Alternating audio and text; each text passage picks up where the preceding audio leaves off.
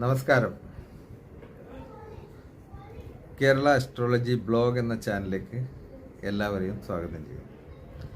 ഈ ചാനൽ ജ്യോതിഷപരമായ കാര്യങ്ങൾ മാത്രം ചർച്ച ചെയ്യുന്നതാണ്. എല്ലാ ജ്യോതിഷ വിശ്വാസികളെയും സ്നേഹപൂർവ്വം സ്വാഗതം ചെയ്യുന്നു. ഇന്നത്തെ വിഷയം യോഗങ്ങളെക്കുറിച്ചാണ്. ജാതകത്തിലെ യോഗങ്ങളെക്കുറിച്ചാണ് ഇന്ന് ചർച്ച ചെയ്യുന്നത്. പലതരത്തിലുള്ള യോഗങ്ങൾ മിക്ക ആൾക്കാരെ ജാതകത്തിലും ഉണ്ടാവും. പക്ഷേ ഒന്നും അനുഭവത്തിൽ വരുന്നില്ല എന്നുള്ള ഒരു പ്രശ്നമാണ് ആൾക്കാർ പറയുന്നത്. എന്തുകൊണ്ട് അനുഭവത്തിൽ വരുന്നില്ല? അപ്പോൾ പ്രധാനമായിട്ട് പലതരത്തിലുള്ള അനവധി ഈ യോഗങ്ങളിൽ ഞാൻ ഇന്ന് ഇവിടെ പറയുന്നത് പഞ്ചമഹാപുരുഷ യോഗത്തെക്കുറിച്ചാണ്. എൻ്റെ പേര് അജയനാരായണൻ. ഈ ചാനലിലേക്ക് വേണ്ടി ഞാൻ സംസാരിക്കുന്നതാണ്. അപ്പോൾ പഞ്ചമഹാപുരുഷ യോഗത്തെക്കുറിച്ചാണ് ഞാൻ പറയുന്നത്. പഞ്ചമഹാപുരുഷ യോഗം എന്ന് പറയുന്നത് നക്ഷത്ര ഗ്രഹങ്ങളായ ശനി, ബുധൻ, വ്യാഴം, ശുക്രൻ, കൂജൻ എന്നീ ഗ്രഹങ്ങൾ കേന്ദ്ര രാശികളിൽ ഉച്ചസ്ഥനായി നിൽക്കുമ്പോൾ സംഭവിക്കുന്നതാണ്. അപ്പോൾ ഈ ഉച്ചസ്ഥനായിട്ട് നിൽക്കുന്നുണ്ടെങ്കിലും ചില ആ ജാതകത്തിൽ രുചകയോഗമെല്ലാം കാണുന്നുണ്ടെങ്കിലും അനുഭവത്തിൽ വരുന്നില്ല. കാരണം ലഗ്ന കേന്ദ്രങ്ങൾ എന്ന് പറയുമ്പോൾ ലഗ്നത്തിൻ്റെ 4, 7, 10 ഭാവങ്ങൾ ഉച്ചരാശിയിൽ നിൽക്കണം എന്നാണ് പറയുന്നത്. അത് കൂജൻ്റെ നീചരാശിയായ കർക്കിടകത്തിൽ കൂജൻ ലഗ്ന കേന്ദ്രത്തിൽ നിൽക്കുമ്പോൾ അത് അനുഭവത്തിൽ വരില്ല. പിന്നെ പ്രധാനപ്പെട്ട പക്ഷബലം വേണമെന്നാണ്. ഇത് ശുക്ലപക്ഷത്തിലെ ജനനം. കൃഷ്ണപക്ഷത്തിൽ ജനിച്ചാൽ ചന്ദ്രൻ ബലക്കുറവായതുകൊണ്ട് അത് അനുഭവത്തിൽ വരുന്നില്ല എന്നാണ് പറയുന്നത്. അതുപോലെ ഈ ഗ്രഹങ്ങളുടെ കൂട്ടത്തിൽ വേറൊരു ഗ്രഹങ്ങളൊന്നും ഉണ്ടാകാൻ പാടില്ല. പാപഗ്രഹങ്ങൾ യോഗമോ ദൃഷ്ടിയോ ഒന്നും ഉണ്ടാകാൻ പാടില്ല എന്ന് ആചാര്യന്മാർ പറയുന്നുണ്ട്. അപ്പോൾ രുചക യോഗത്തിനെ പറ്റി പറയാം. ചൊവ്വ എന്ന ഗ്രഹം ലഗ്നത്തിൻ്റെ കേന്ദ്ര രാശികളിൽ ഉച്ചസ്ഥനായിട്ട് നിന്നാൽ രുചയയോഗം സംഭവിക്കുന്നതാണ് പറയുന്നത്. രുചയയോഗം സംഭവിച്ചാൽ അതുണ്ടാകുന്ന ബെനഫിറ്റ് എന്താണെന്ന് പറഞ്ഞാൽ ധൈര്യം, ഉത്സാഹം, കീർത്തി, യോദ്ധാവ്, യുദ്ധത്തിൽ ശത്രുക്കളെ ജയിക്കാനുള്ള ആ സാമർഥ്യം, ശത്രുക്കളുടെ മേൽ എപ്പോഴും വിജയം നേടുന്നതാണ്. വലിയ ക്യാപ്റ്റനോ അല്ലെങ്കിൽ കേണലോ അതുമാതിരിയിലെ വലിയ പട്ടാളത്തിലെ വലിയ സ്ഥാനമാനങ്ങളിലും വഹിക്കുന്നതാണ് പറയുന്നത്. പഴയ കാലത്താണെങ്കിൽ രാജാവിൻ്റെ മന്ത്രിയോ അല്ലെങ്കിൽ പടനായകനോ എല്ലാം ആയിട്ട് വലിയ സൈന്യാധിപനായി മാറുന്നതാണ് രുചിയോഗത്തിൽ പറയുന്നത്. ധൈര്യം, ഉത്സാഹം, കീർത്തി, ദീർഘായുസ്, ധനം, കാമശീലം, സ്വർണം, ഭൂമി, വീട് എല്ലാം കൂടെ നല്ലൊരു സമ്പൽസമൃദ്ധമായൊരു ജീവിതം ഉണ്ടാവുമെന്നാണ് പറയുന്നത് ഈ രുചിയോഗം സംഭവിച്ചാൽ. അതുപോലെ ഭദ്രായോഗം ബുധനെക്കുറിച്ച് ചിന്തിക്കുമ്പോൾ ബുധൻ കേന്ദ്ര രാശികൾ ഉച്ചസ്ഥനായിട്ട് നിന്നാൽ ഭദ്രായോഗം സംഭവിക്കും. ഭദ്രായോഗം സംഭവിക്കുന്ന ആ യോഗം സംഭവിച്ച അതിൻ്റെ അനുഭവത്തിൽ വരുമ്പോൾ നല്ല ബുദ്ധിയും വിദ്യയും അതേമാതിരി ഈശ്വരവിശ്വാസവും ദാനധർമാദികൾ മുൻപിലും അതുമാതിരി സുഹൃത്തുക്കളിൽ നിന്നും നല്ല സഹായങ്ങളും അതുമാതിരി മാതൃസ്നേഹവും ഒക്കെ അനുഭവിക്കും. നല്ല ദീർഘായുസോടുകൂടും കീർത്തിയോടും വളരെ ജ്ഞാനിയായിട്ട്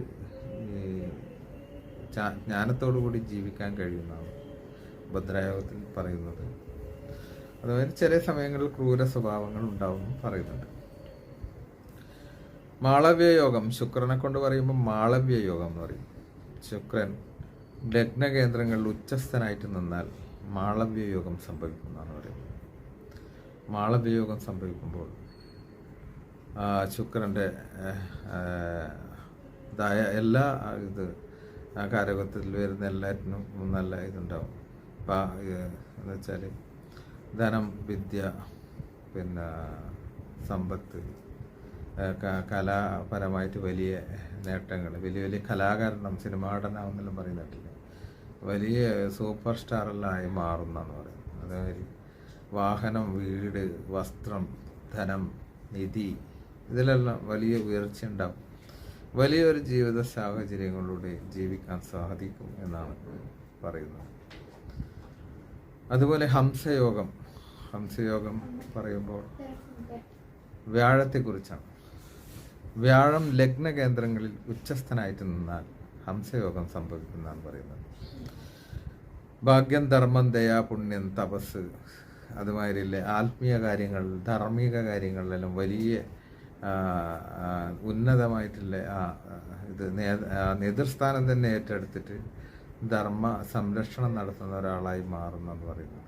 വിദേശഗമനം, ഭാഗ്യം, എല്ലാം ഗുരുക്കന്മാരോട് ബഹുമാനം, രാജതന്ത്രം, വലിയ വലിയ സ്ഥാനമാനങ്ങൾ വഹിക്കാനും, നല്ല ഭക്ഷണം, വസ്ത്രം, ഭൂമി, ധനം എല്ലാം വളരെ സുഖമായിട്ടുള്ള നല്ലൊരു ജീവിതം നയിക്കാൻ സാധിക്കും എന്നാണ് ഹംസയോഗത്തിലൂടെ പറയുന്നത്. ശനിയെ കൊണ്ട് ചിന്തിക്കുമ്പോൾ ശനി ലഗ്നത്തിൻ്റെ ഉച്ചസ്ഥനായിട്ട് ലഗ്ന കേന്ദ്രങ്ങളിൽ വന്നാൽ ശശയോഗം സംഭവിക്കുന്നു. ശശമഹായോഗം എന്ന് പറയും. ശനി ശശയോഗം സംഭവിച്ച് ആ യോഗം നമുക്ക് അനുഭവത്തിൽ വരുമ്പോൾ അത് വലിയ ഭൂമി ലാഭം, അതേമാതിരി ദാനശീലം, അതേമാതിരി പേരുദോഷം ഉണ്ടാക്കും.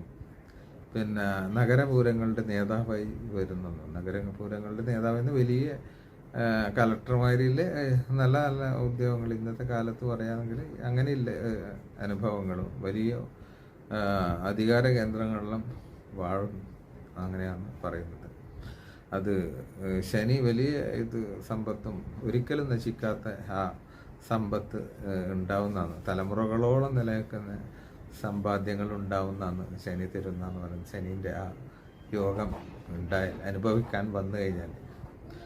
അതുപോലെ തന്നെ ഇത് ചില സമയത്ത് ഈ യോഗങ്ങൾ പഞ്ചമഹായോഗങ്ങൾ മറ്റേത് യോഗങ്ങളായാലും പക്ഷഫലം, ശുക്ലപക്ഷത്തിൽ ജനനം, പാപഗ്രഹങ്ങളോട് യോഗം ചേരാണ്ട് തനിയെ നിൽക്കണം, ശുഭഗ്രഹ ദൃഷ്ടി, അങ്ങനെയെല്ലാം ഉണ്ടാകുമ്പോൾ ഇതൊക്കെ സംഭവിക്കും. എങ്ങനെ ചില ആൾക്കാർ പറഞ്ഞു എല്ലാം ഉണ്ട്, ജ്യോതിഷികളെ കുറേയൊക്കെ ഉണ്ട്, എല്ലാവരും പറയുന്നുണ്ട് ഇങ്ങനെ യോഗങ്ങളെല്ലാം സംഭവിക്കുന്നു എന്ന് പറയുന്നു. ഇതുവരെ നമുക്ക് സംഭവിച്ചിട്ടില്ല.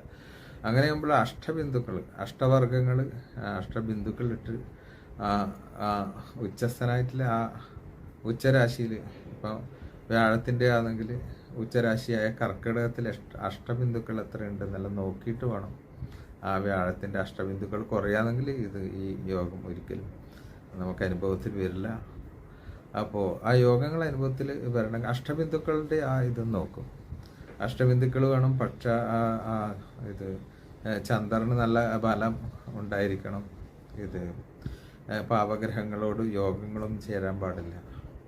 അങ്ങനെയെല്ലാം ഉണ്ടാകുമ്പോൾ ഈ യോഗങ്ങളെല്ലാം വന്നു ചേരും. സാധാരണ യോഗങ്ങൾ ദശാപഹാര കാലങ്ങളിലാണ് ഉണ്ടാകുന്നത്. അന്തർദശയിലും അതിൻ്റെ എഫക്റ്റുകൾ നമുക്ക് അനുഭവിക്കാൻ പറ്റും.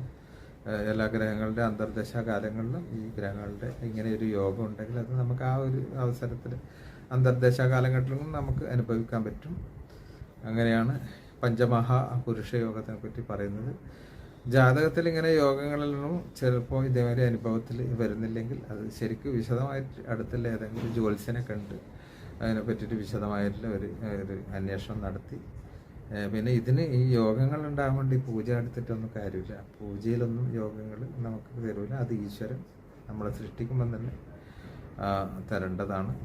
അപ്പോൾ അനുഭവത്തിൽ വരുന്നില്ല എന്ന് പറഞ്ഞിട്ട് അതിന് പ്രത്യേകമായിട്ട് വലിയ വലിയ പൂജകളെല്ലാം ചില ആൾക്കാർ പറയും. അതിനൊന്നും ആവശ്യമില്ല. നല്ല ഒരു ഭക്തി ഇപ്പം പിന്നെ മാളവ്യ യോഗം നമുക്ക് ജാതകത്തിലുണ്ട്. നമുക്കത് അനുഭവത്തിൽ വരുന്നില്ലെങ്കിൽ മാളവ്യ അന്നപൂർണേശ്വരിയും മഹാലക്ഷ്മിയോട് നല്ല പ്രാർത്ഥിക്കുക. യോഗം അനുഭവത്തിൽ വരാൻ വേണ്ടിയിട്ട് പ്രാർത്ഥനയാണ് വേണ്ടത്. നല്ല ഭക്തിയോടുകൂടിയെല്ലാം നിന്ന് കഴിഞ്ഞാൽ യോഗങ്ങളെല്ലാം സംഭവിക്കും. അതാണ് ഇന്നത്തെ വിഷയം.